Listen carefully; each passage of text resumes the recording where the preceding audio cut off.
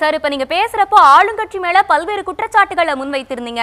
அதாவது போதை கலாச்சாரம், சட்டம் ஒழுங்கு சீர்கேடுன்னு பல்வேறு குற்றச்சாட்டுகளை முன்வைத்திருந்தீங்க. இப்ப தமிழ்நாட்டில் இருக்கக்கூடிய திமுக ஆட்சி மேலையும் இது போன்ற குற்றச்சாட்டுகள் முன்வைக்கப்படுது. இதை எப்படி நீங்க பாக்குறீங்க?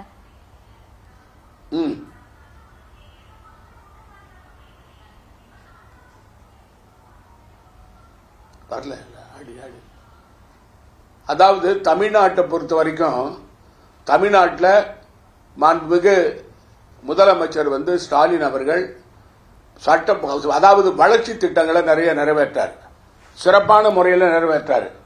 எல்லாம் மக்கள் நல திட்டங்களை அவருடைய ஆட்சியில சிறப்பா போகுது. அது மட்டும் இல்லாம அந்த ஆட்சியை பொறுத்த வரைக்கும், தமிழ்நாட்டில் இருக்கிற ஆட்சியை பொறுத்த வரைக்கும், அதாவது வளர்ச்சி, தொழில்துறையில வளர்ச்சி, எல்லா துறையில வளர்ச்சி ஏற்பட்டிருக்கு. இங்கொரு அங்கொரு சம்பவம் நடக்கிறத வச்சு ஒரு குறை சொல்ல முடியாது, ஆட்சியை குறை சொல்ல முடியாது தமிழ்நாட்டு அரசு.